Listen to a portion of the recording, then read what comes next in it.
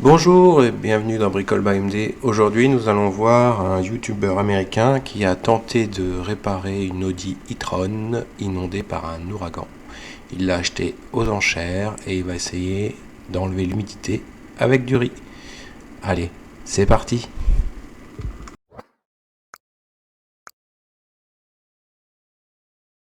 Il plonge sa voiture électrique inondée dans 2 tonnes de riz pour la réparer. Le plus surprenant, c'est que ça a fonctionné.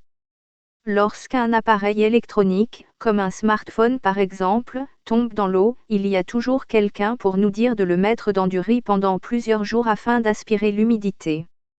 Ce YouTuber a tenté l'expérience avec une voiture électrique.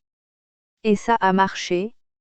Il y a quelques semaines de cela, le YouTuber américain Rich Rebuilds s'est lancé dans un projet improbable.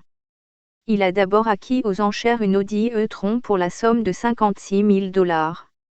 La raison de ce prix plutôt abordable pour ce modèle, il a été victime d'un ouragan, s'est retrouvé inondé et déclaré hors d'usage.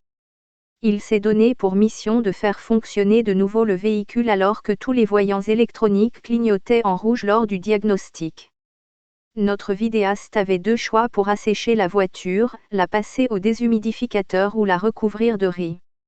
Vous vous doutez bien que c'est la seconde solution qui a été choisie, pour le fun. La voiture a été installée dans une grande boîte construite spécialement pour l'occasion. Elle a ensuite été recouverte de 1900 kg de riz périmé. Et le plus fou, c'est que ça a bel et bien fonctionné. La voiture a pu redémarrer et si les codes d'erreur sur le tableau de bord n'ont pas cessé pour autant, c'est déjà un bon début. Il y a encore du boulot. Non, acheter une voiture après que cette dernière a été inondée n'est pas une bonne idée.